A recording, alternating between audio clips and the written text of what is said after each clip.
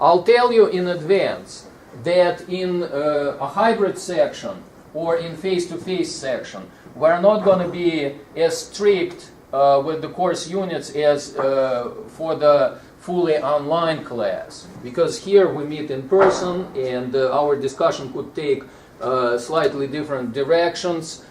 So this is just a sort of a tentative roadmap of the class, of the components, aspects that we will be discussing in this class. And how this online part works, the course units, you can see that basically it contains information about the unit. Unit is roughly a week.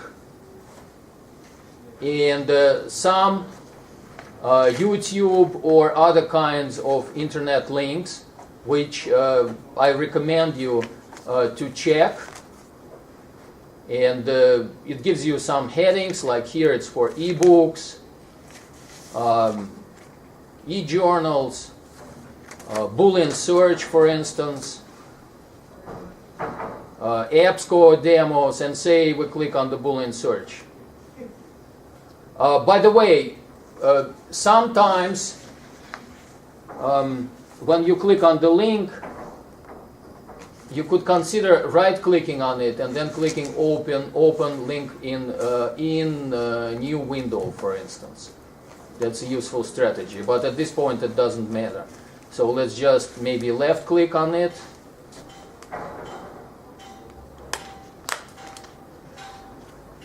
And let's adjust the volume.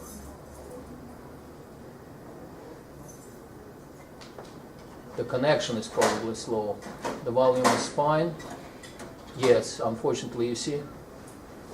Oops. Let me try again. Try the volume on the player. Okay. Let me just turn it off and try again. And then I'll try the volume on the player.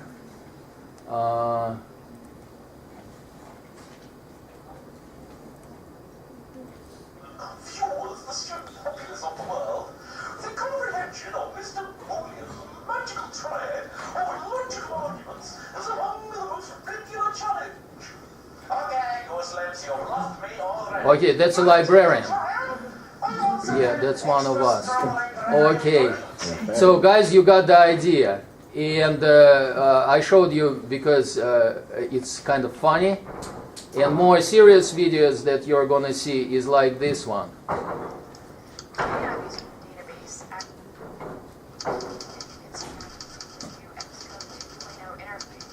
doing a search for Catholic and college students. Mm-hmm. This is a demo on how to search in the EBSCO database, and we will be talking a lot about EBSCO database. So you got the idea, and you'll watch it on your own. Let me close these tabs, and we are back. Another important component of the units section is PowerPoints. Like say in Unit 2, for instance, you got 4 PowerPoints. Kind of keep in mind that these are 2 sets of PowerPoints. One is a little bit crispier, another one is more like includes some pictures, kind of it's a little bit lengthier, but it's kind of probably more user-friendly. You can use either of those or both of them. I decided to include both. And another important thing is that we got PowerPoints only for first 6 chapters. So it's to help you to learn these first 6 chapters, which are the most important part of the book. Let's see, let's click on one of them. And now we open it, and here it is, the PowerPoint. You go to slideshow from the beginning, for instance, then you can just be clicking on it. PowerPoints, they pertain more to the theory, the textbook part. Okay, so I'm closing the PowerPoint.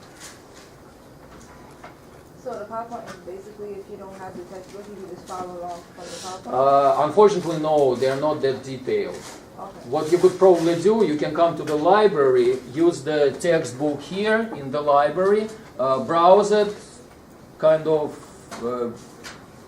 read it quickly, I guess, and then say come home and use the PowerPoint to brush it up. But the PowerPoint on its own probably is not going to give you all the information. Okay, it was course units, now web links. We have links to the Facebook page for this class, to the LinkedIn page, and let's see, Facebook. If you click on the Facebook, it brings you this page. This is me last spring, next to Mr. Harvard. Yeah, this is actually in Harvard University. I was for Professional Development Institute there. Guys, if you're into Facebook, feel free posting anything relevant or useful for this class. So you have a group on Facebook? Yes, it is a group, yeah. And and guys, this is the link to that group. Now, I also got a group for LIB 100. It's for all our sections, so you might see other people there. Social media, kind of, according to the research in the field, and you can see it yourself, it's becoming less popular than when it was at its peak, I don't know, a couple of years ago or so. But it still could be fun. Lots of people like it, so you can use it. LinkedIn, another group. Okay, so basically you follow the link and you are there. Now, another important part of this class, because it actually pertains to one of the assignments. Guys, e-portfolio. We will be working on e-portfolio in this class. What if you have one already? That's good. You can use it. My philosophy is that you actually need only one e-portfolio. You just need to accumulate all your information, all your projects in there. Is that what all of our work go there? Some of your work. Let's put it. One? Pardon? How do you create one? Yeah, I'll be showing it to you. I'll be showing you how to create the e-portfolio. Again, if somebody already got an e-portfolio, used it for another class, then just use your old e-portfolio, maybe add like some new sections there, or include the information for this class in the, it should be noticeable there, so when I'll be grading you, I could easily find it. Okay, so that's the e-portfolio.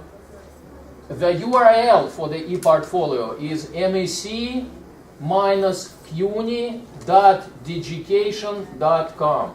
Well, it is dash, it's not minus, but I usually say minus, it's easier to remember. Login is your student email. First name dot last name at student@mec.cuny.edu. And the password is Medgar11, all capitals. You probably don't have the account right now, but in a couple of weeks it should be available. And once it's available, then well, you can start using it, and you'll already know how to access it, and you'll have some information what to do with it.